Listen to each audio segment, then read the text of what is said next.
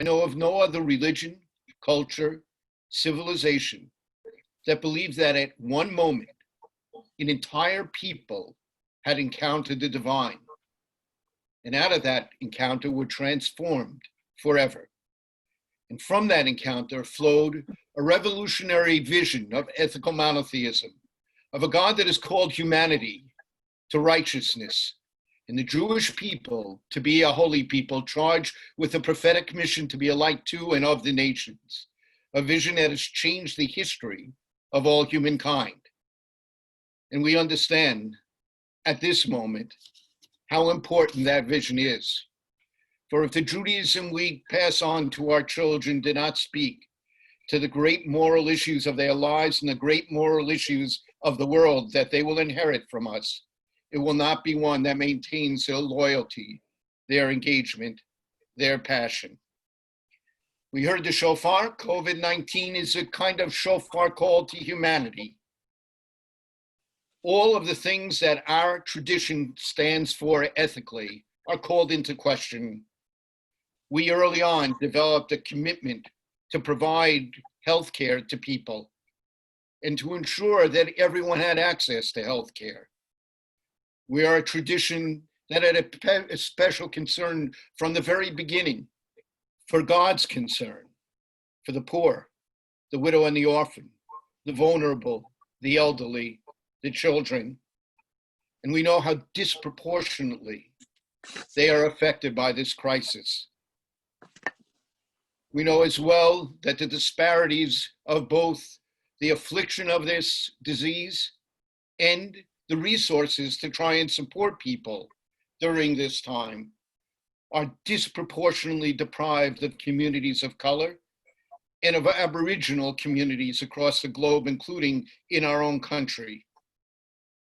Every one of our synagogues, institutions, has growing numbers of people who are unemployed. Every house of worship has that. Every religious community has had to deal with people in their midst who have perished alone, lonely, interred in the ground, in a funeral service in which hardly anyone, sometimes no one at all, can attend. Shiva, done online. This is an extraordinary moment in that regard. What we do know is that all of the Jewish people stood at Sinai. And if we skip forward to the Sukkah, regardless of what the literal halakha may say, the minhag of the Jewish people has been everyone sits in the Sukkah together. 2 holidays bringing us all together. We accepted the law and we went on the journey from Sinai, carrying that law into the world. Today,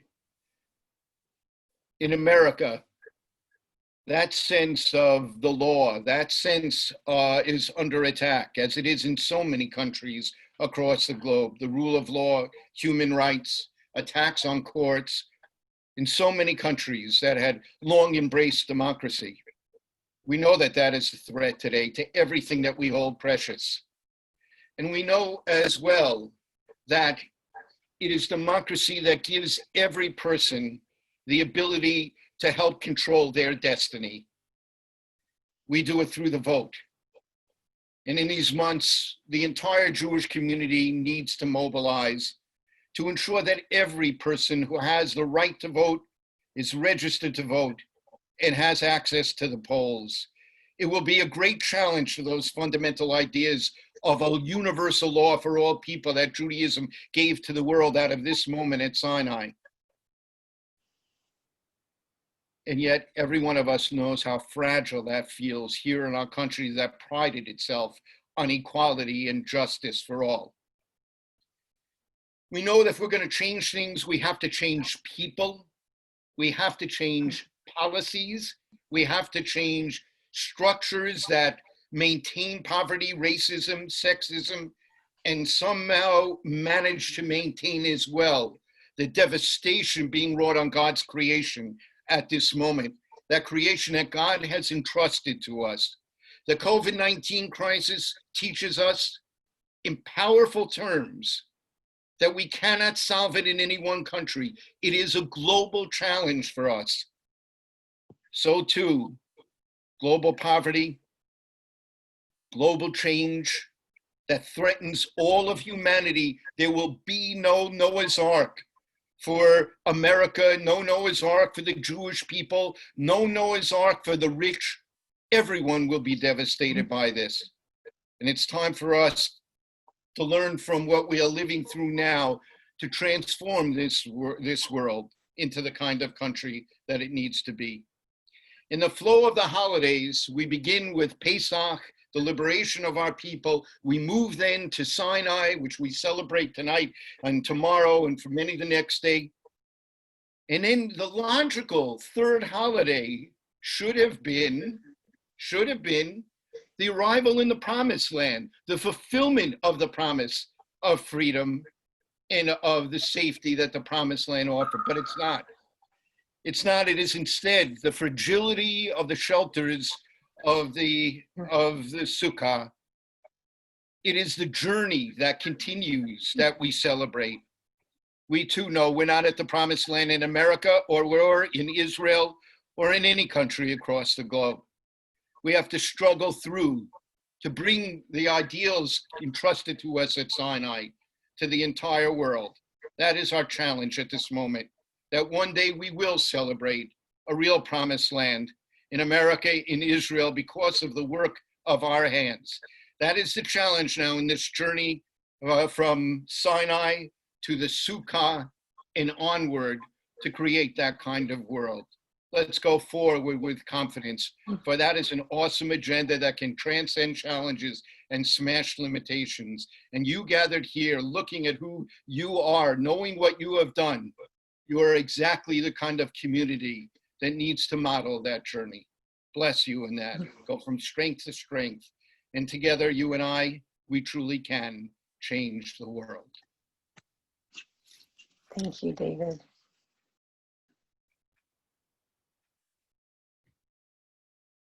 The next shofar blast.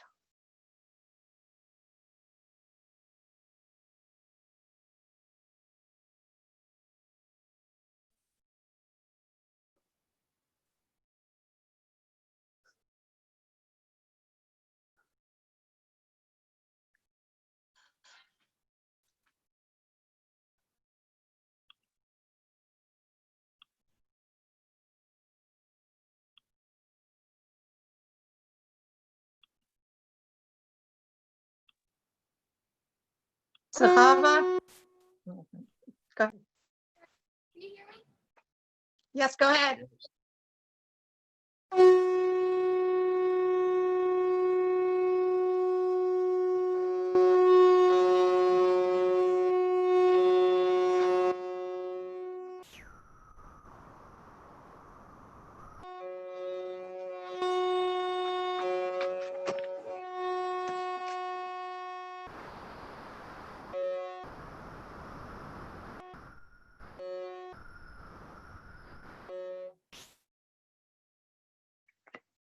Thank you again, Sahaba, and thank you, David, for your words.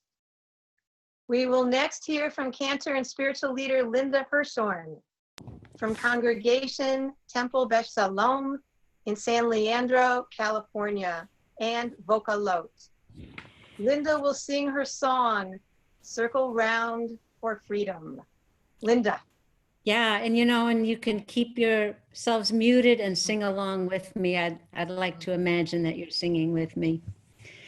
Circle round for freedom, circle round for peace, for all of us imprisoned, circle for release. Circle for the planet, circle for each soul, for the children of our children. Keep the circle whole.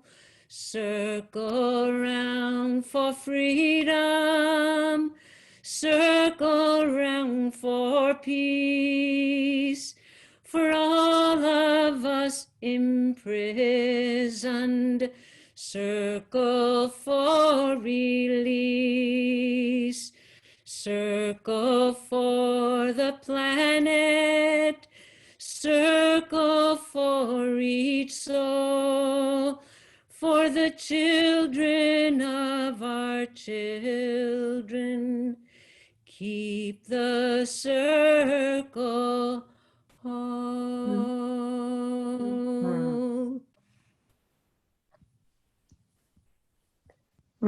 Thank you, Linda, for adding voice and music to our work tonight. So it next gives me great joy to introduce Rabbi Arthur Waskow, Director of the Shalom Center. Arthur. Shalom Aleichem and Good Yontif, everybody. There are three pieces of Torah I'd like to begin with this night. One of them very recent, as Torah goes, maybe 50 years ago or 40. Torah from Howard Zinn, of blessed memory, who in a conversation with me said, you know, we mostly spend our time in any society in the dark. There may be things that smash us, that hurt us, that scar us, and we can't really see what they are. But once a generation, maybe, there's a lightning flash that shows us what is really going on in the society, what is damaging us, and what we create to heal each other. Well, that, when he said that, it was the Vietnam War he had in mind as the lightning flash. And now it's the coronavirus plague that's plaguing all humanity. That is the lightning flash that has awakened us. Some of us always knew, but the whole human race is now beginning to awaken. And in the United States, people are awakening to what is really hurting us. We see that even the virus affects Black folks much more than white folks. We see that the food system is hung on nothing, a bare hinge, and is collapsing while many go hungry and others destroy the food that could have fed them. I'd like to pause for just a moment with everybody for a moment of mourning. 100,002 people. The 100,000 who have just died from the corona plague, many thousands of them who could have lived if our government had behaved in a more sane and committed way. And two people who the history happens over and over again, but it has happened just now for us. Ahmaud Arbery and George Floyd, two Black Americans who have been killed by police brutality and racism. So I ask us all to just for a moment to meditate on the 100,002.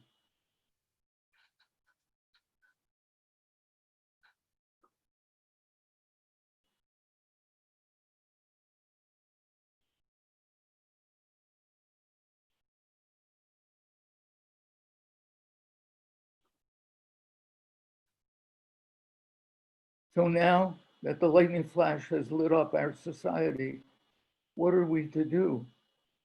And this is what reminds me of another piece of ancient Torah. The seventh night of Pesach, we remember that the Israelites anciently stood between two dangers. The Red Sea in front of them, a roaring ocean. Who wanted to chance going there? And behind them, the Egyptian horse chariot army, hoofbeats coming sharply to drag people back to what they were accustomed to, to slavery with a few perks of onions and garlic, which they kept wishing they had in the wilderness. And ahead was the Red Sea, unknown, freedom, unknown, a wilderness, unknown, with the hope of creating what Martin Luther King called the beloved community. The whole human race is now where our ancient story says our people was then 3,000 years ago. The whole human race is conscious of being at that moment. Do we go back to domination, to subjugation, or we go forward to a world in which freedom means honoring each member of the great ecosystem of all ecosystems, the great Echad, the ecosystem in which all are a part of the puzzle, different from each other, or there would be no way to put the puzzle together. Different and still part of the same wholeness, the same Echad, the same one. And third, the piece of Torah that says it begins from Sinai, Bahar Sinai, and ends Bahar Sinai. The section that we call now Leviticus chapter 25 and 26. The chapters that say the earth needs to be able to rest, and human beings need to be able to be justly, nearly, and constantly renewed in their equality. That needs to happen for decency and for human life to continue, as well as the life of all earth. Chapter 26 says, what happens if you won't let the earth rest? And the answer is, the earth rests anyway on your head. It rests through famine. It rests through flood. It rests through fire. And we are seeing that beginning with the crisis of the virus, only the first hint of what will happen if we don't let human beings and the earth rest as free parts of the great ecosystem, the Echad. That's where we are, and we need to move to make that real. Thank you so much, Arthur, for your words. I now have the joy of introducing Rabbi Jenny Rosen. Jenny is the director of Dayenu, a Jewish call to climate action. Jenny. Thank you, Sherry. It's wonderful to be joining in the Shavuot program, the Shalom Center and the Religious Action Center and fellow clergy and activists and artists and all of you gathered around the country. We are living in such a dark and frightening time in human history. Some may say it's unprecedented, and yet there certainly have been other times. We started, as David mentioned, this holiday cycle with Passover, the story that's at the core of our people's narrative, the journey out of Mitzrayim, out of Egypt, literally the narrow place, a place of oppression and genocide, like so many peoples have faced.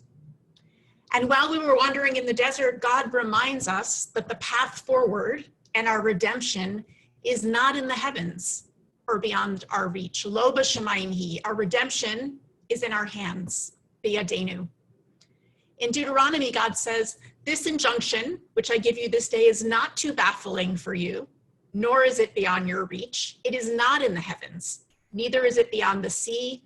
No, it's a thing that's very close to you, in your mouth and in your heart to do it. And then making clear just how high the stakes are, God goes on to say, I have put before you life and death, blessing and curse. Choose life, so you and your offspring will live. In the face of the climate crisis, I find myself thinking about this passage a lot, turning it over and over and gathering strength. Lo b'shamayim hi, it is not in heaven or beyond our reach. It is in our hearts and in our hands, and we can do it. When I was a child growing up in the 70s, we used to sing the song, "He's Got the Whole World in His Hands." Some of you may remember it. And we would sing it over and over again with gusto. And I remember feeling this sense of comfort. It was a reassuring proclamation, as if to say, God's got us. We're okay. But we really are not okay. God is with us, yes, but the future of the world is in our hands. B'yadenu, in our hands as in it's on us, it's up to us. And also it's in our hands. We have the capacity, we have the science, we have the resources, we have the people, and we have the power. And is there anything more in our hands than voting, mobilizing others to vote, organizing, people literally taking the future into their hands? But it's also going to take creativity. And this, I think, is where revelation comes in. Revelation, the mind-blowing event that we're celebrating tonight.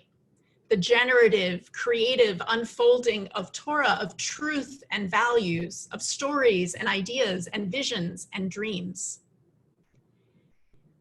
It is not news to us that our world is terribly broken, but the disruption and destruction that's wrought by the current pandemic means that we also have an unexpected opportunity to re-envision and rebuild the world, not to bolster the same unjust economies and racial disparities and polluting infrastructure, but to dream big, to envision and bring to life something that's profoundly different.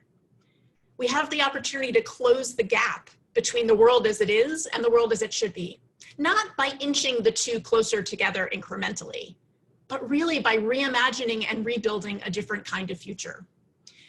And throughout history, the Jewish people have experienced disruption and destruction, and each time we've had to create a different kind of existence. We think back even to like the destruction of the temple way back when, and the end of the entire sacrificial system, and the birth of rabbinic Judaism in its place, living not through sacrifices on the temple's altar, but through prayer and deeds. It was a completely new paradigm and way of life. And we can think of many other times throughout history when we have had to profoundly reinvent. And right now we need nothing less. And we need to demand nothing less of our elected officials. In a few minutes, my colleague Phil will share a bit about Dayenu's Green Recovery Campaign and how we're calling upon our leaders to put forth a bold vision and to ensure a path to a more just and sustainable world. This is really a time for reimagining and rebuilding. And so as we celebrate Shavuot and the power of revelation, let us remember, Lo b'shamayim hi, it is not beyond us in heaven. It is in our hands and in our hearts, and we can do it. Let us choose life so we and our offspring may live.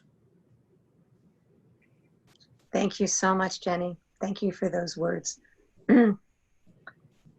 And now I get to introduce Heather Booth. Heather is a renowned founder of the Midwest Academy and a teacher for so many of us on effective social action organizing. Heather. What a joy it is to be in this social community when we need social community in a time of physical distancing. And a joy to be in a community of Jewish social justice activists and leaders, dedicated and wise, and brought together by Rabbi Arthur Waskow, who I've known for over 50 years. He always brings us together and brings out that Jewish social justice moral tradition. I also am glad to be here with so many of you, and also Isha Tobis Clark, who I'm glad to know is my niece. You'll hear her shortly. We are now in a time that is both perilous and inspiring. It's perilous because everything we care about is threatened, not just by the terrible biological plague, but by the political, social, economic, even moral plagues of inequality, desecration of the earth, threats to democracy, to our lives.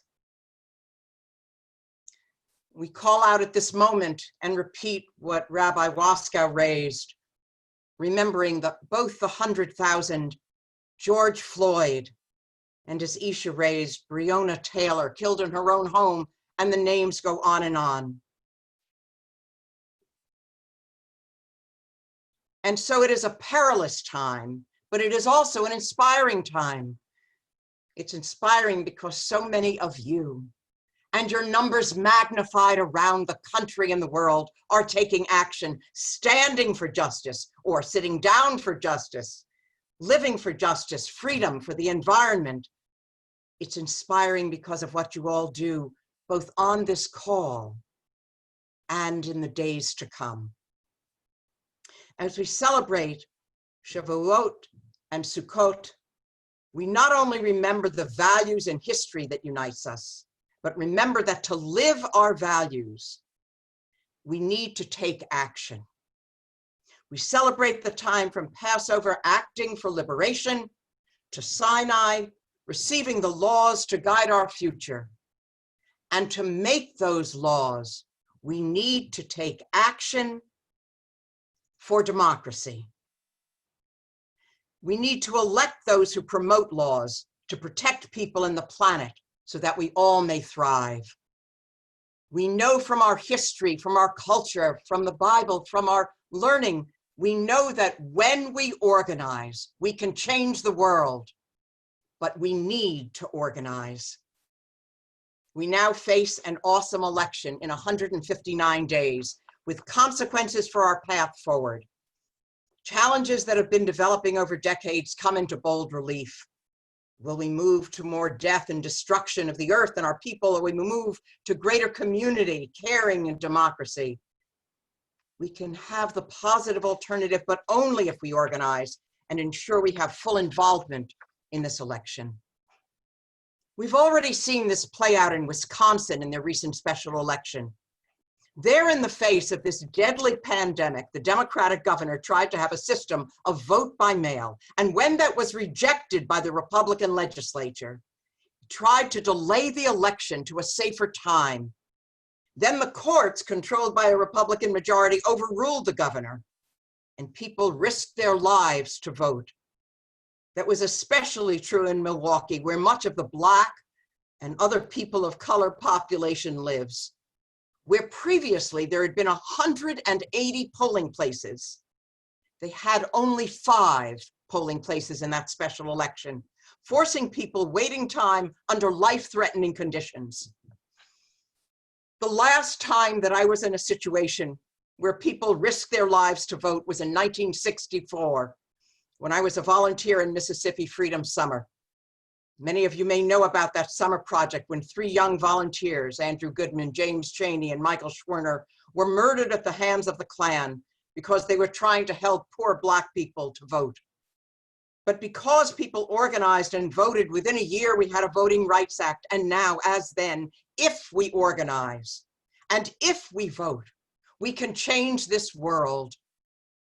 We were asked then, would you give your life to freedom? Are you willing to die for freedom? And now we say, are we willing to live for freedom and do what it takes every day? In the election, there's registration, education, voter protection, get out the vote, and supporting a post office so that it will be funded and can handle vote by mail. We need to grow the vote. We can determine which of these future paths we take, to destruction or to life. L'chaim. And let us choose life and choose love. The worst legacy of this period would be the diminished belief that we can't make a difference, that we can't create a better future. Our job for all of us is to be agents of hope, showing that through organizing we can make this a more just, verdant, and healthy world. So we come together to encourage action to vote and then to continue to organize for life. And for this we say, to life, l'chaim. Thank you, Heather, to life, l'chaim. Thank you for your words and your activism. And next, I will introduce Rabbi Shoshana Meira Friedman, who is a longtime climate activist and director of professional development at Hebrew College. And Shoshana will be singing more to come. Shoshana. Hi, everybody. Chag Sameach. Excuse me while I just grab my guitar. Proudly wearing my Green New Deal shirt, though I'm just a few years aged out of Sunrise. So when I was growing up, the dominant image of caring for the earth was of human hands holding the planet. And I knew even as a child that something rubbed me the wrong way about this. And I figured out what it was. We're not holding the earth. We never have, we never could. We are on the earth. We're earthlings, we are of the earth. And we grow not as these strange cancerous growth upon the earth as a foreign substance, but as Adam from Adama. And as obvious as it sounds, it's actually a life-changing insight to really feel ourselves as the substance of us and the soul of us, actually from the earth.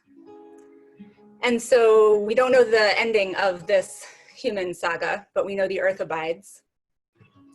And we know that we are of her and from her. So I wanted to share a song that I actually am gonna write no, I'm just gonna teach you the words. I don't wanna take the time. I actually don't know who wrote it. And if anyone on the call does, please write it in the chat. I learned it from soon to be Rabbi Noam Lerman. And it's also done by quite a few groups beautifully online. The words are, put your roots down, put your feet on the ground. You can hear what she says if you listen, using she here for the earth. Put your roots down, put your feet on the ground. You can hear what she says if you listen. For the sound of the river as it moves across the stones is the same sound as the blood of your body as it moves across your bones. Are you listening? And I invite you, if you're not already, to actually put your feet on the floor. I'm assuming you're indoors. Put your feet on the floor and to visualize that your feet go all energetically are connected through the foundation of the building and down actually physically into the earth. And then I also encourage you tomorrow to go outside and work to identify the first tree that calls your attention. In the midst of all the political work, it's important to actually spiritually and physically, biologically, ecologically ground ourselves in the places that we live. So please sing along as you learn it. Put your roots down, put your feet on the ground. You can hear what she says if you listen. That repeats. Put your roots down, put your feet on the ground. You can hear what she says if you listen. 'Cause the sound of the river as it moves across the stones is the same sound as the blood of your body as it moves across your bones. Are you listening? Are you listening? Put your roots down. Put your roots down, put your feet on the ground. You can hear what she says if you listen. Put your roots down, put your feet on the ground. You can hear what she says if you listen. 'Cause the sound of the river as it moves across the stones is the same sound as the blood of your body as it moves across your bones. Are you listening? Are you listening? One more time. Put your roots down, put your feet on the ground. You can hear what she says if you listen. Put your roots down, put your feet on the ground. You can hear what she says if you listen. 'Cause the sound of the river as it moves across the stones is the same sound as the blood of your body as it moves across your bones. Are you listening? Are you listening? It's Chaim Hi l'machazikim ba. Torah, the tree of life to those who hold fast to her. Put your roots down. Chag Sameach. Chag Sameach. Thank you so much, Shoshana. Thank you for that song. And next, we get to hear from Isha Tobis Clark. Isha is a leader of Youth Against Apocalypse in California. Isha. Hello, everyone. My name is Isha Clark, or Isha Tobis Clark again. I am born, raised, and educated in Oakland, California. I am a recent high school graduate representing the resilient class of 2020. I am a co-founder, thank you. And I am a co-founder and activist with Youth versus Apocalypse, which is a youth-led climate justice organization in the Bay Area. I'm also Heather Booth's great niece, so it's nice to have family on the call. Youth versus Apocalypse seeks to redefine the climate justice movement, which to us means shifting this movement to one that is led by young people from working class communities, communities of color, and indigenous communities, because this is who is consistently on the front lines of environmental injustice and climate catastrophe. Secondly, we work to build solidarity between other fights for justice, like with those who are fighting for migrant and housing justice, just for examples.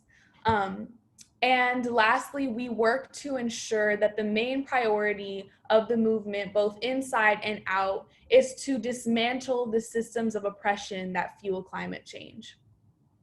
And so what I want to leave with you tonight is this. It is important to recognize in this time when Black people are disproportionately dying from COVID-19, when Black bodies are being hunted and lynched, that Black lives matter is climate justice.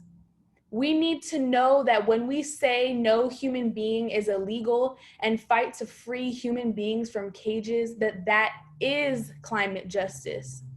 When we fight for universal housing, when we fight for workers' rights, when we fight for universal health care, we are fighting for climate justice, because the fight for equity, the fight to see, hear, and honor all human beings, especially those who are historically brutalized, silenced, and erased, is what this movement is about. We must acknowledge that climate change is fueled by systems of white supremacy, racism, and colonialism that are fundamental to this country. These systems have literally brought us to the brink of mass extinction. Hate is not sustainable. Brutality is not sustainable. This is why the fight to stop the climate crisis is a fight to dismantle all systems of oppression. Without this, we, humans, will not survive. I am so saddened and angry, and yet not surprised at the country that we are living in right now. My heart is hurting, and I'm sure that many of you are feeling the same way. But as the incredible Alice Walker said, the most common way that people give up their power is by thinking they don't have any. We have power. We have the power to put people in power, and we need to use that power if we want to survive. The fight for justice will be long and hard and will need to be fought from many angles. But the first leap forward that we can take is by voting. Unfortunately, I can't vote because the idiots in charge decided that I can't handle it. But I am urging you to vote for me. Vote for all of the young people that can't. Vote for all of the people that have been disenfranchised. Vote for all of the people that were beaten and killed for their own right to vote. Vote because you can. I believe that if we all acknowledge what we are facing and come together, we can win. We can save this world and build a new one in its place that is truly just and sustainable. Thank you.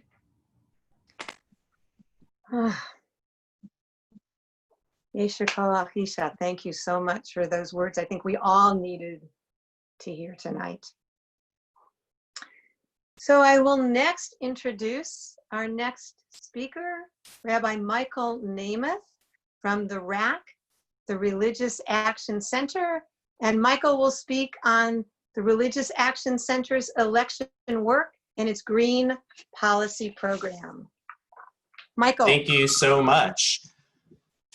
We see and we look all around us, and we can see all that this modern plague has stolen from us. And at the same time, it has also given us something. It's given us an urgency to come together in the ways that we still can, to safeguard the environment, to fight illness, to protect those most in need, and to strengthen our democracy. It has also demonstrated the importance of capable leadership and our responsibility to help choose those leaders. This civic engagement campaign is an opportunity to ensure that our communities are equipped with effective leaders at every level of government, and that those leaders are attuned to the needs of all those they serve. One of our sacred beliefs as Jews is that a community has both the right and the obligation to select its leaders. In the Talmud, our sages teach a ruler is not to be appointed unless the community is first consulted. In the United States, that consultation comes in the form of elections. Yet millions of eligible voters don't participate. Some are disengaged or lack the necessary information, but for far too many others, their access to the vote is being intentionally suppressed. As Jews, we know that our American democracy is strongest when everyone participates and suffers when citizens are shut out of the process. I invite you to think about why this election is important to you personally. Take a moment and think about why you feel called to do this sacred work, and share those thoughts when you're ready in the chat box about why this work matters to you. The fact is, elections matter. They may seem like just moments in time and like the small tip of an iceberg. Yet what lies beneath is the impact of those elections that sometimes we see and sometimes we don't see. Following the election, every elected official makes hundreds of decisions concerning the issues that we care most deeply about. The best way to make change on those issues is to first engage in this election. If we want to protect the environment, then we need elected officials who will see that as a priority. We need to have an impact on this election, and we can do that through voter mobilization.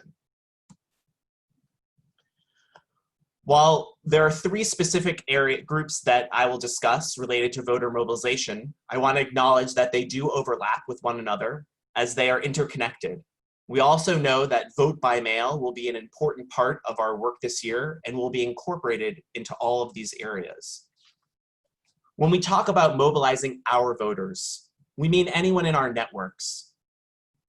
Friends, family, fellow congregants, and neighbors, those we are connected to.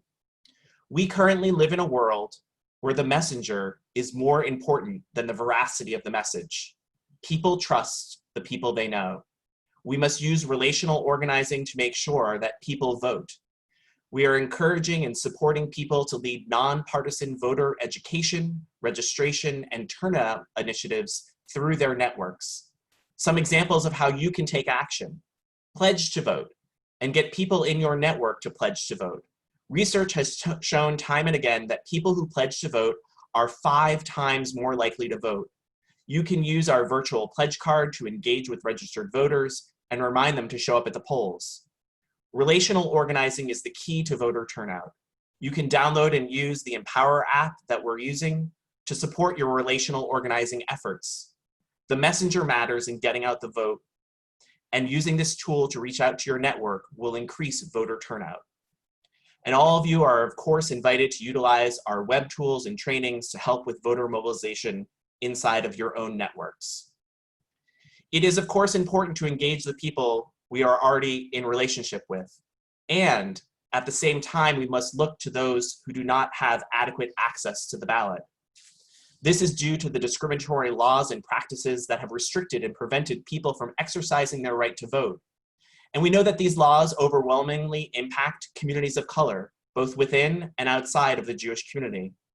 Over the past few decades, voter suppression and voter list purging have stealthily disenfranchised millions of citizens.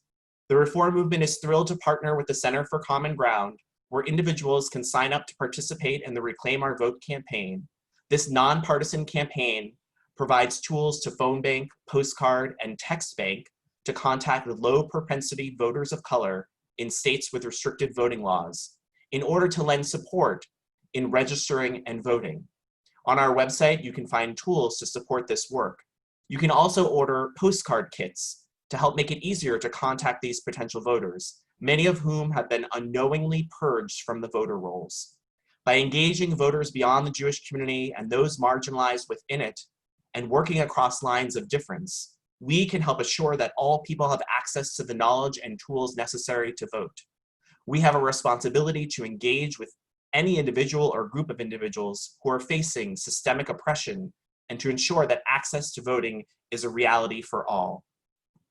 Engaging student voters is an extension of our dedication to ensure underrepresented groups have a voice in democracy. Students are encouraged to join our trainings and convenings and utilize the tools on our website to get out the vote among their peers, family, and networks throughout the summer and fall. We also have staff working locally in California, Florida, Illinois, New York, New Jersey, Ohio, Pennsylvania, and Texas. Our staff and leaders have explored civic engagement opportunities with the potential for the greatest impact in these places. If you are in one of these states, you can connect with our state work to learn more about the specific opportunities through this campaign. If you are ready to take action, if you're ready to say, I'm in, that every vote matters and every voice matters, then go to rac.org/CEC to sign up, to register, to download, and to connect. And all of the things that I've spoken about can be found there. Thank you so much. Thank you, Michael, for that important message.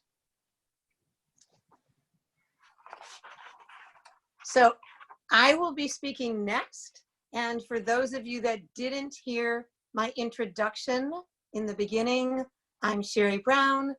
I am a board member of the Shalom Center and the director of the National Coalition Building Institute. And I will be speaking on the need to heal from historic trauma. Experiences with historic trauma and oppression prevent many of us from engaging in effective activism, particularly on the issue of climate change. Tonight, I will offer a few particular examples from the work I do with Jews and invite any non-Jews on the call to make the link to your own experiences of oppression. Jews have historically been active way beyond our numbers in the forefront of liberation struggles. The civil rights movement, the labor movement, the women's movement, gay liberation. Why has it been so much harder to engage the leadership of the Jewish community in prioritizing the climate change movement? The origins of the Jewish people are inextricably connected to the natural world and a commitment to ethical relationships to the land. We were always a tribal people, but Jews have been targets of genocide, prohibited from owning land, and exiled from our countries. This particular history trauma has led many Jews to feel disconnected from the earth, as if we do not even have a right to exist, and we do not know that the earth is also ours. The effects of genocide and centuries of expulsions have left traumatic scars that many have internalized, making it hard now to want to prioritize work on climate change. 2,000 years of anti-Semitism and being robbed of our relationship to land is now affecting our ability to respond to the urgent climate crisis. In my work, I have noticed that many Jews have one of two responses to our oppression. One response is what I call scared active. Our fears for survival can lead us to rush into activism, often engaging in coalition work with others, on top of unhealed fear, worry, and urgency. We might act out this unhealed fear by needing to be in charge or control the leadership of a climate change coalition, which can then be problematic for work with coalition partners. I often joke that when Gentiles are scared, particularly white middle-class Gentiles, they might hide out in their bedroom. When Jews are scared, and specifically white Ashkenazi Jews, we build 10 new organizations. This is not our fault. It is the result of centuries of oppression, but it does have an impact on our effectiveness. The other response I noticed Jews have had to this historic trauma of being separated from the land is to feel totally overwhelmed by the magnitude of the current climate crisis, to feel powerless to do anything, and to close the door to any involvement in activism. Neither scared, urgent activism or powerless inactivity will reach the millions we now need to reach.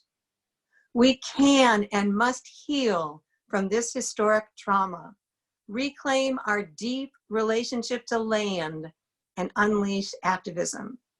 We can create listening sessions in all of our congregations and communities where we can listen to one another's stories from our people's painful histories, talk honestly about our relationship or lack of relationship with land and the earth, and thus free ourselves from the emotional scars of a history of anti-Semitism. In these consciousness-raising groups, we can learn together how internalized anti-Semitism is now preventing us from effective climate change activism. This healing work is critical and will enhance all of our ability to take on activism, unfreeze powerlessness, and work effectively in partnership with others.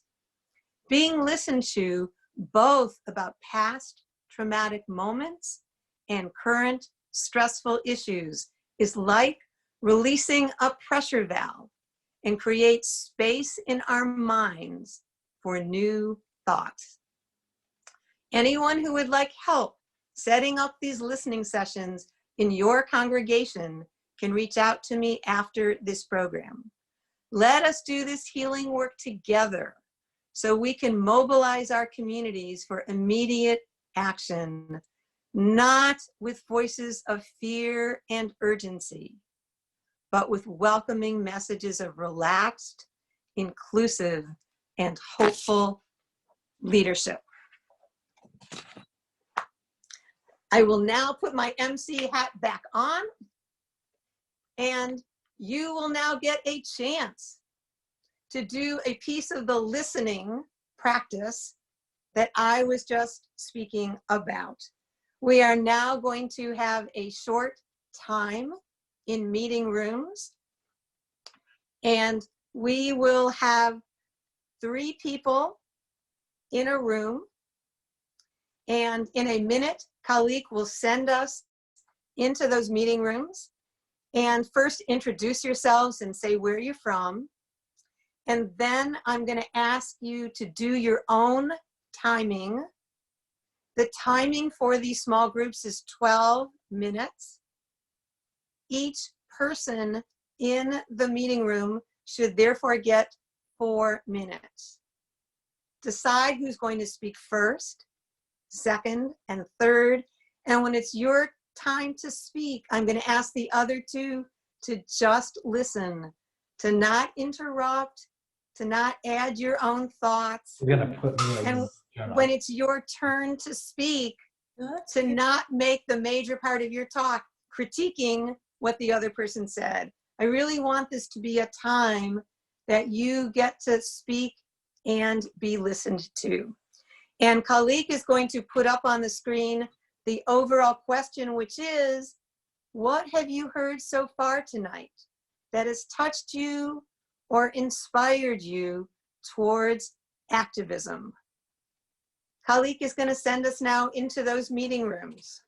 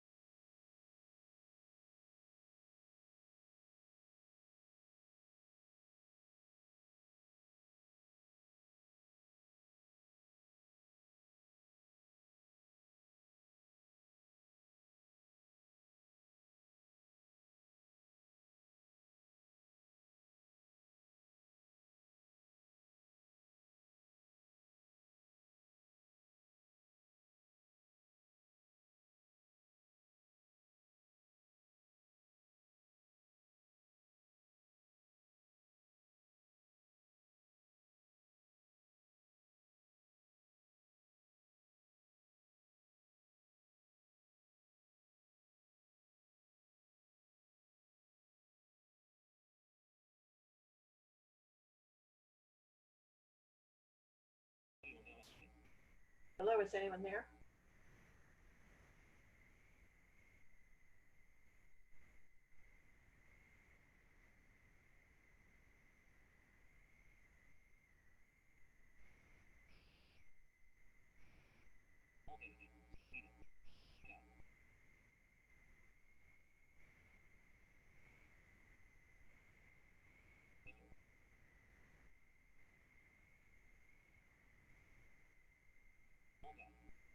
Ruth, can you hear me? Yes, I can. I tried to move you to another room. Are you not able to join it? What's that? You tried to move me to another room, but what? Are you not able to join? I'm assuming there should be a notification that you get to join the breakout room. Have you seen that? I didn't get the notification. I am blind, but I am sometimes getting, let me see if I turn the alerts back on.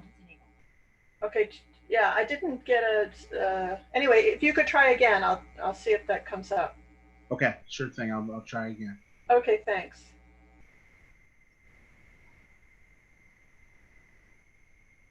Yeah, no, nothing's coming up.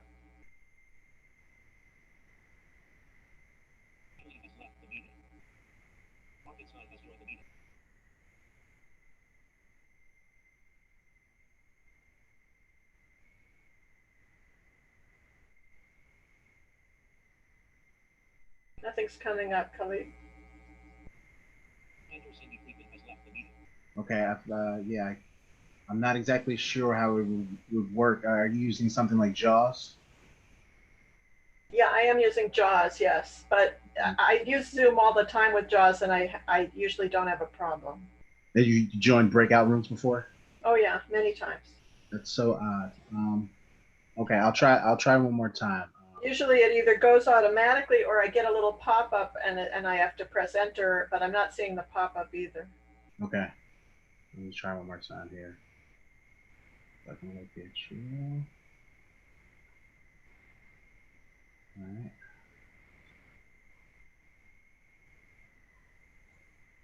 Sorry, I just need to find one to move you to. 7.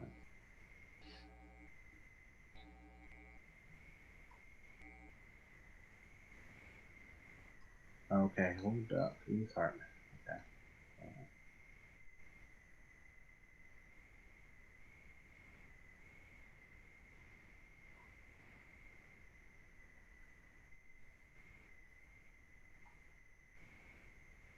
So it shows you in the room, but says not joined for whatever reason. Okay. Well, I can just wait here. I'm sorry about that. Am I in the main room now? Yeah, everyone, there are a couple other people here. I believe some of them are away from their computers or away from the screen, so they didn't join their breakout rooms either. I'm Okay. happy to talk with you if you like. Okay, that sounds good. Sure. So what did you what kind of inspired you to that? Well, I loved Rabbi Jenny Rosen's talk about it's not in the heavens and it's not too far away and it's in our hands. I really liked that. And I also liked the young woman from Oakland who talked about how all the other justice issues are climate issues. And I think that making those connections is really, really important. And so those were my 2 highlights so far. Absolutely. I think I'd have to agree with your second highlight. It's always inspiring seeing young people that that enthusiastic about it, and making things very clear, very plain for all of us old fogies who see too much gray sometimes. Yeah, that was very powerful. Mm-hmm. Her clarity, like you say, and her commitment, and that was great. She was a highlight. Mm-hmm, for sure. Where are you located? I'm in Philadelphia. So I started working with the Shalom Center through a recommendation from one of my other clients, the American Friends Service Committee. So At where? At American what? American Friends Service Committee. Oh, yeah. Mm-hmm. Very So, good. yeah, so it's been a pleasure to work with Arthur. Yeah, he's amazing. Yeah, he is. I went to a workshop for activists that he led probably 35 years ago. Wow. I've been on the West Coast for more than 35 years, and it was when I was, yeah, it was more than 35 years ago, and he seemed like an old wise man then, and now all this more time has gone by. It's amazing. Right, right. Okay. But okay, Yeah, I actually I'll let you get back to work. Yeah. Good Thanks. to talk to you.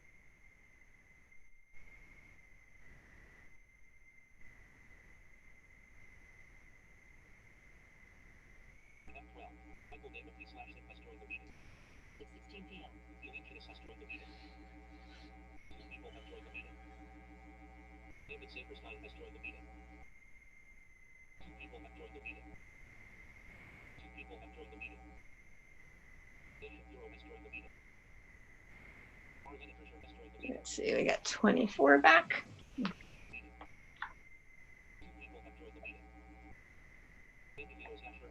I think people are having a good time and reluctant to come back. That's a good sign, David. That's always a good sign. Got 26, I'll wait another minute.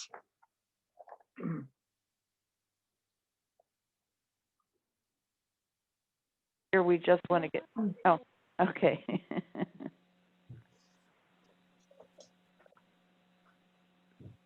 56, okay, now we're cooking, we're getting much closer. I'll give it just another few seconds. All right, I think we will go ahead and restart. So I hope everyone had meaning. I know I had a meaningful conversation in my group, and I hope you all got to meet some interesting folks and also have some meaningful words to hear and share with one another. So we are going to continue with our program, and our next speaker I have the joy to introduce, Rabbi Mordechai Liebling. Mordechai is recently retired after many years as the director of the Federation of Reconstructionist Congregations in Chavarot, and then he was on the faculty of the Reconstructionist Rabbinical College. And Mordechai is also a board member of the Shalom Center. Mordechai. Can you see me? Yeah. Great. Oh, shalom. Hi, everybody. So I am speaking from the Schuylkill River watershed and the ancestral home of the Lene Lenape people. In Torah, landowners are instructed on Shavuot to proclaim, and now we bring the first fruits of the land which you, God, has given us. And then to bring these fruits for sacrifice in recognition that God, not us, is the owner of the land. Shavuot, originally a holiday to celebrate our relationship to the earth, was changed in Rabbinic Judaism to celebrate the giving of the Torah. This is a moment to celebrate our relationship to the earth and to recommit to the Torah's commandment to seek justice. The US is facing 4 interconnected crises: the COVID-19 epidemic, an economic recession, extreme inequality, and the devastation of our natural environment.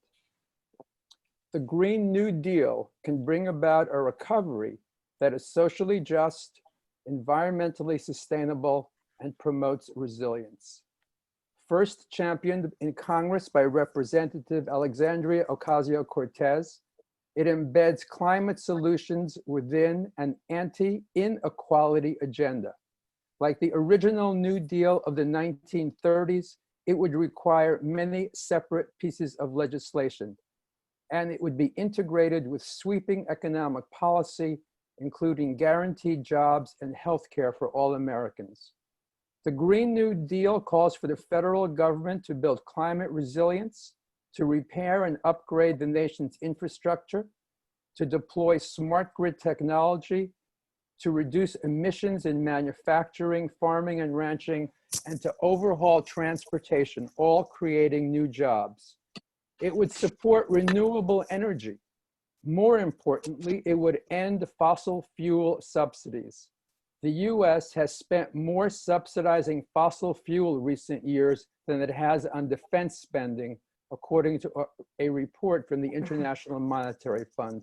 The most conservative estimates put direct US subsidies to the fossil fuel industry at minimally $20 billion a year. This is welfare for some of the wealthiest corporations in the country. The Paycheck Protection Program alone, just created to help people during this pandemic, gives nearly $4 billion to the fossil fuel industry. To get to the other side of the COVID-19 crisis without leaving anyone behind, we need ambitious social programs like a universal income and a jobs guarantee. These are also vital to address a slower burning but even more catastrophic emergency, climate collapse. A guaranteed universal income could provide the means to survive drought, floods, and superstorms to the people most directly affected, and could also begin to address hunger. By the end of April, a month ago, almost 1 in 5 children aged 12 in the United States were experiencing food insecurity. That is an outrage. A Green New Deal would put equity before economic growth. The pandemic has put inequality and racism under the spotlight. People who don't have the option of working from home are more exposed to the virus and often have more insecure employment conditions. Many people don't have access to health care or paid sick leave. People with essential jobs in the service industry are more at risk, and because centuries of racism, people of color are contracting the disease and dying at higher rates than white people. Inequality and racism undermine joint action and coordinated responses. Where equality is greater, people focus less on difference and are more likely to act for the public good. Green COVID-19 recovery measures would ensure that financing and investment need to be equitable, not like the bipartisan corporate bailouts that we are getting. First and foremost, we need to prioritize the most vulnerable while building resilience and adaptive capacity at the same time. As a political strategy, the Green New Deal is about forcing politicians who have put climate change on the back burner to move it front and center in the political discussions in all the 2020 elections. We cannot plan for a return to business as usual after this. The environmental emergency and obscene levels of inequality within and between countries clearly indicate that business as usual is not working, and we are heading for imminent collapse and systems failure. We have a once in a lifetime, perhaps once in a century opportunity. This country began in the 18th century with a step toward freedom with the American Revolution.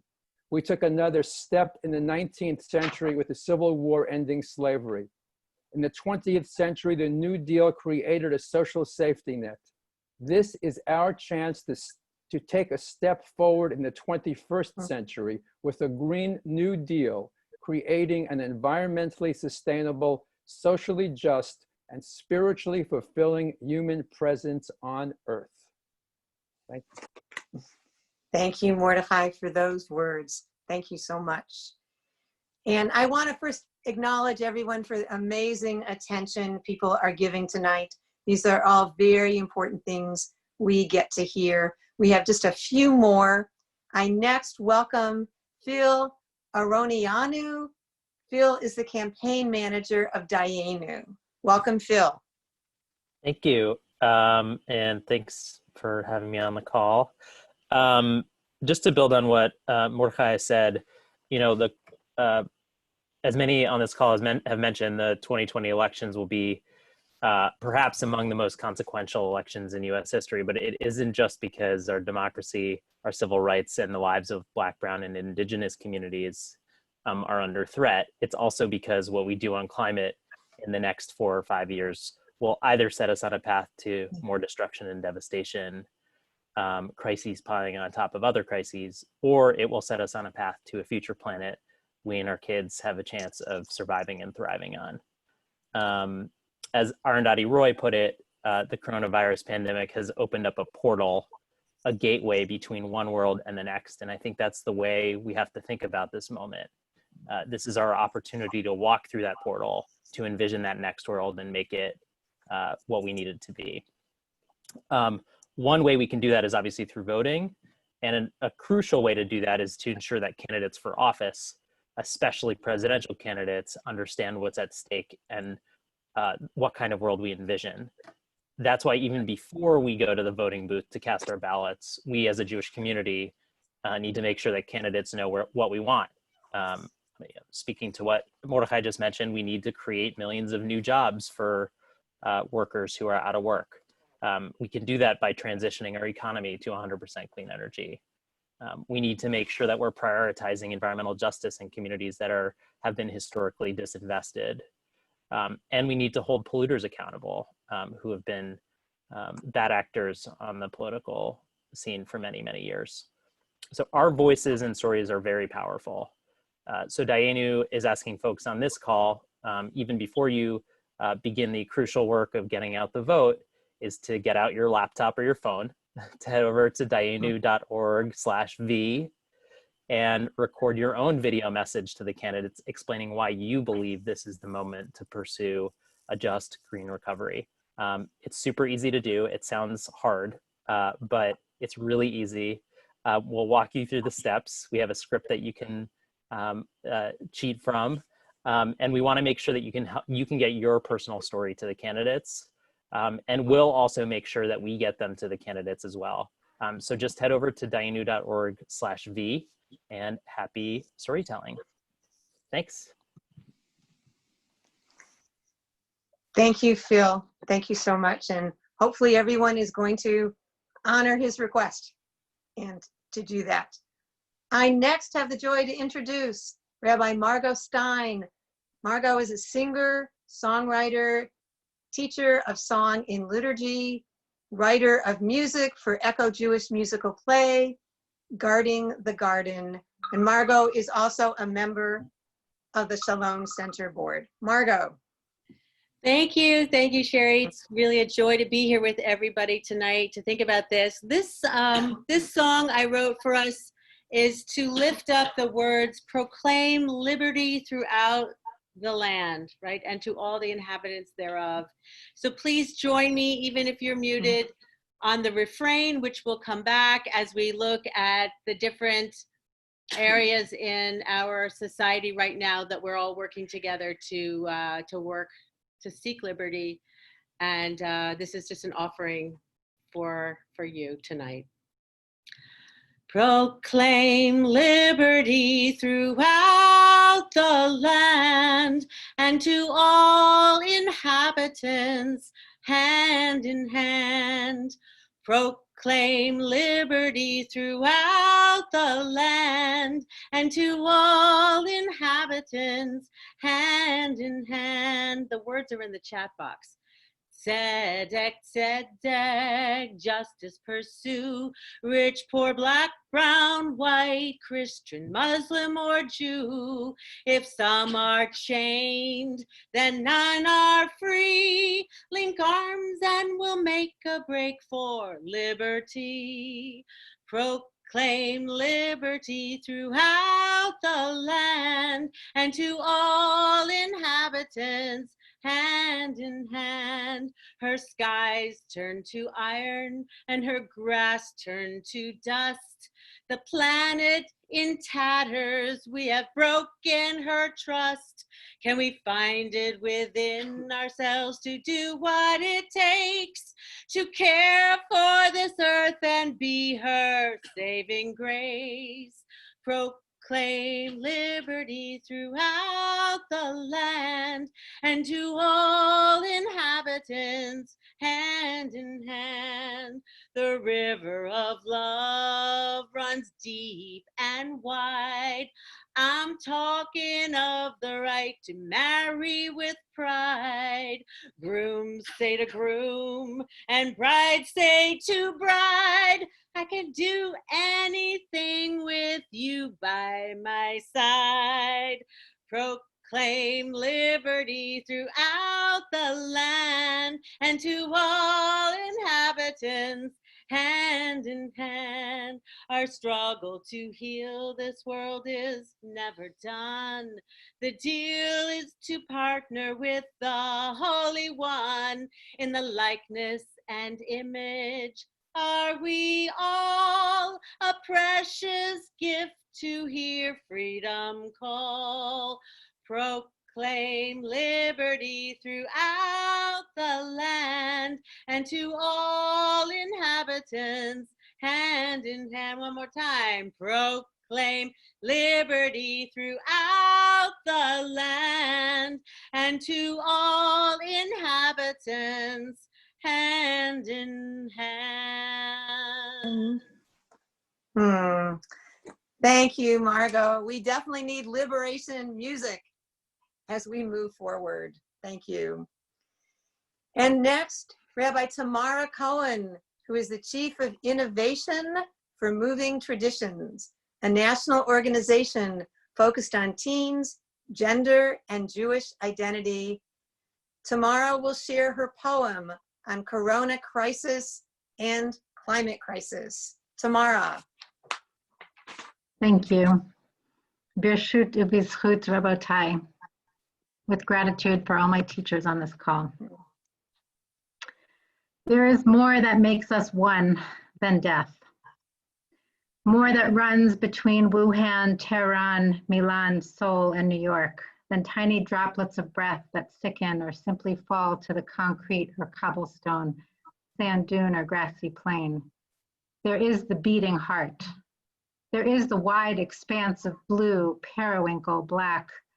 There are the winged, singing creatures of flight and the red worm soil workers underfoot, the fuzzy, buzzing pollinators busy on the azalea's bloom. There are the glowing, pulsing jellyfish rising and falling in the deep sea, the resting volcanoes in the paddy fields, the mangroves filtering and protecting with so many reaching fingers. Some say Mount Sinai was lifted up above the Israelites and the mixed multitude of freedom seekers, and the Holy One's voice said, accept the Torah or face your grave. It is above us, isn't it? The great death we will bring upon our children's children, and already right now upon the ones who cannot as easily hide from leadened water, carboned air, exploitation, the cruel value placed on pigment. Some say it was just one word the Holy One spoke, which was heard in 70 languages, and the word was Anochi, I am. Dare we to dream a land where every citizen and non-citizen alike can say Anochi and be heard and safe, where a big, proud, divine I am, a full of possibility and life I am, like I am a man block letter signs of the 1968 Memphis sanitation strikers, like the I am Anochi stolen from Tony McDade, from George Floyd and Breonna Taylor and Ahmaud Arbery, the I am Anochi chipped away by white supremacy and state violence and poverty and racism, that makes it almost impossible to be a Black man following bird calls in a bramble, listening for each sweet and singular sound. Do we not dare dream, and not only dream, but commit to organize? Do we shut our eyes to mountain and Torah, Or do we reach out to our masked and unmasked neighbors, believing another Pharaoh can fall, believing another Pharaoh will fall, believing it is not too late to choose life, to know there is more that makes us one than death? Let us carry hope like a basket of red pomegranates, fresh green olives, and harvested barley.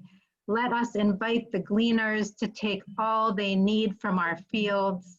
Let us count the days and make the days count. Let us allow our hearts to dream of revolution while we cast our eyes on the possible.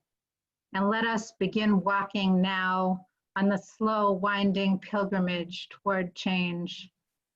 Some say it was just one letter the Holy One spoke at Sinai, the silent aleph of breath.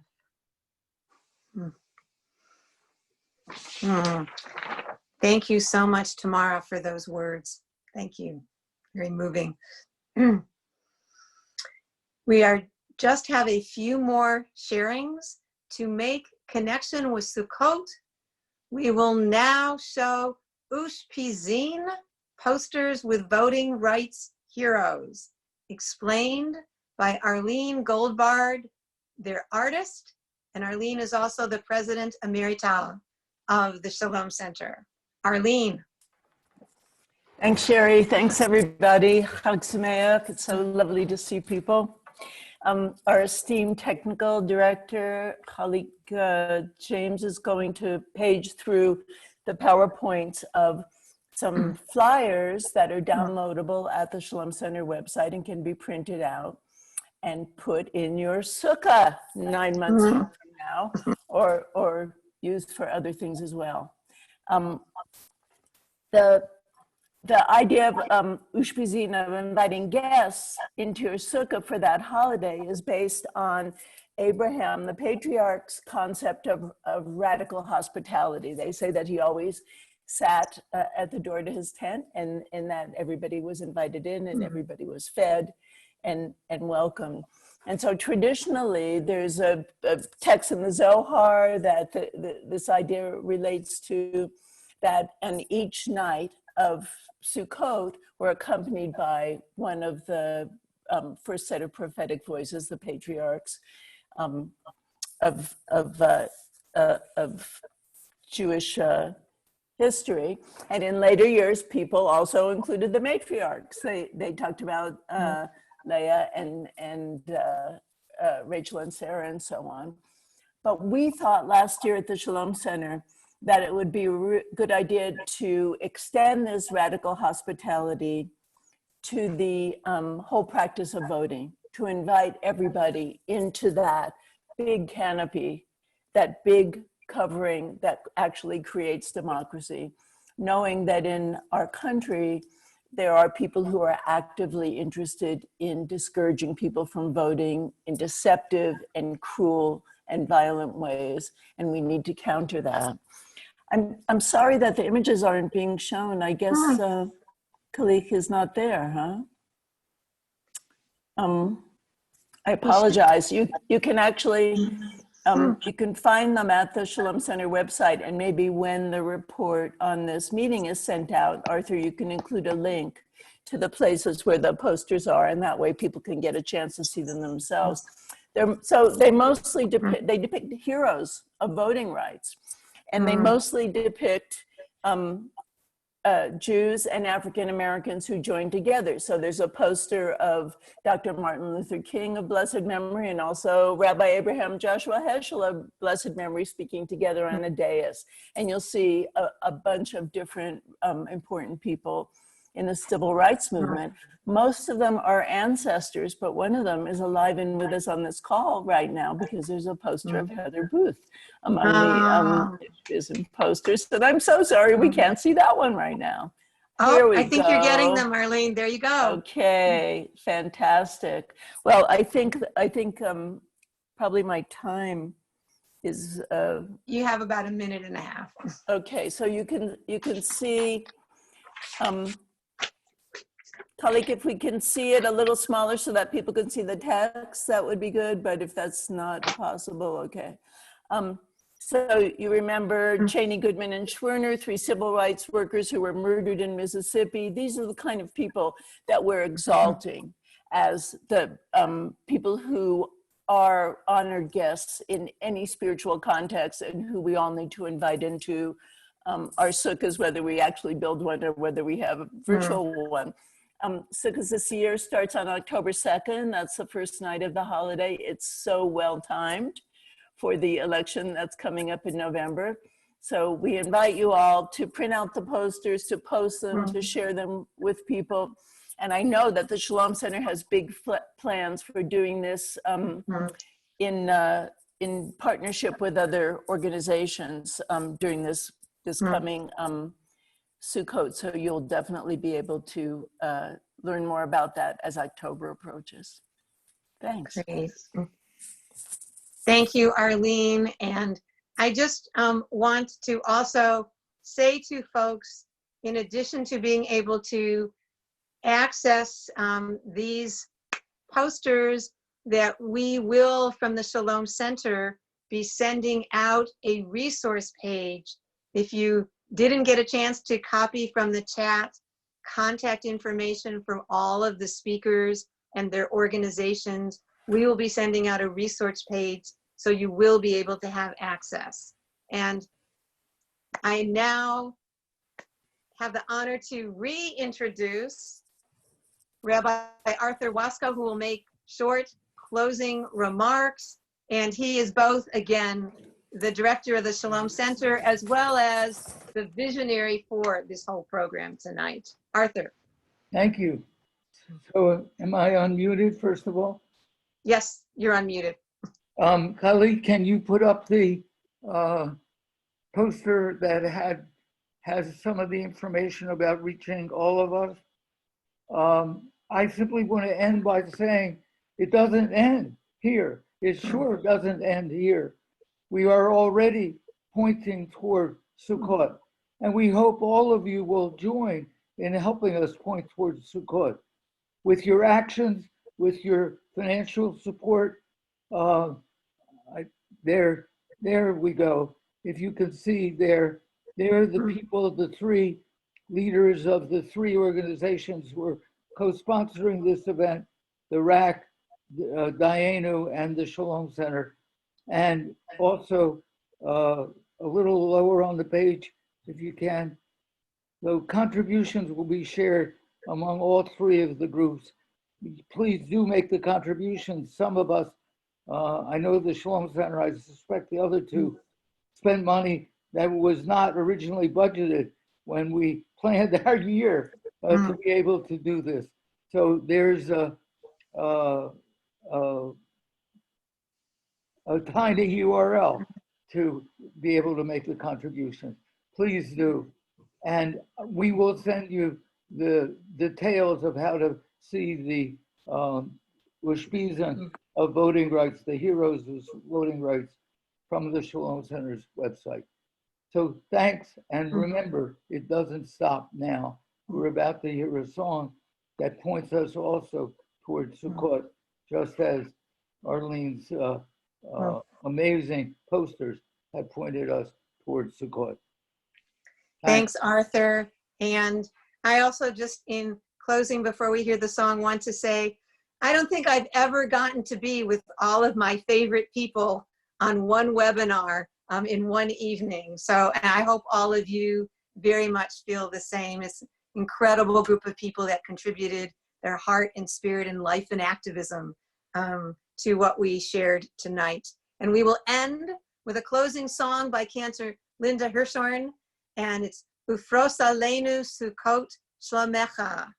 Spread over all of us the Sukkah of Shalom.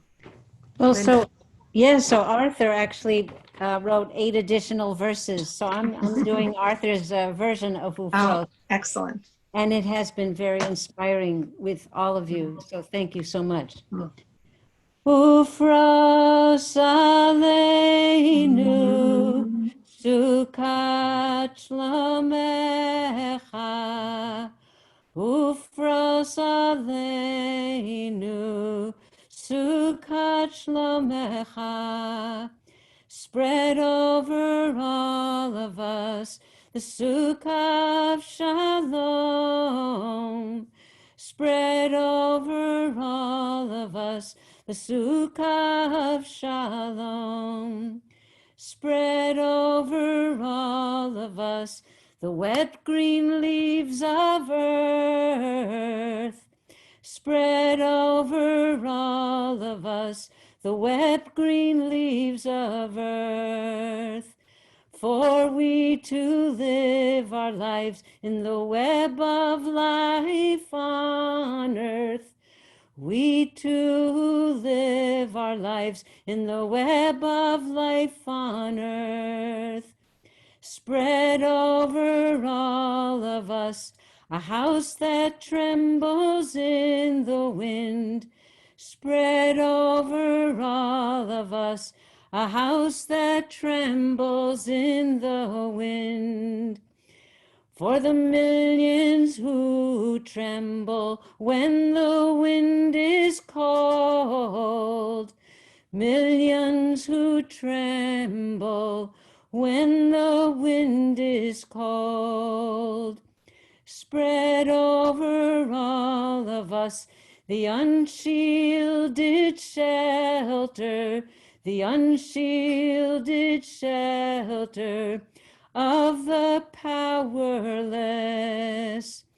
For we to live our lives unshielded from the flood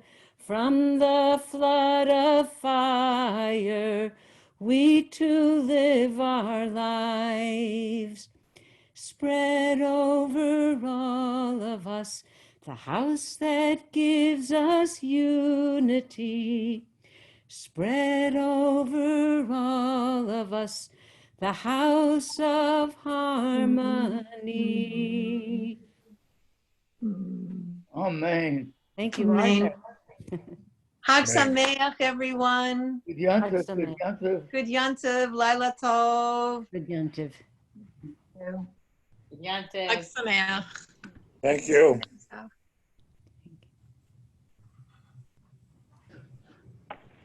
Thank you so much. It was wonderful. Appreciate it. Okay, I'm about to. Thank you, everyone. Chag Sameach. Chag Sameach. Chag Sameach. Chag Sameach. Okay, I'm about to press the button that will dissolve us all.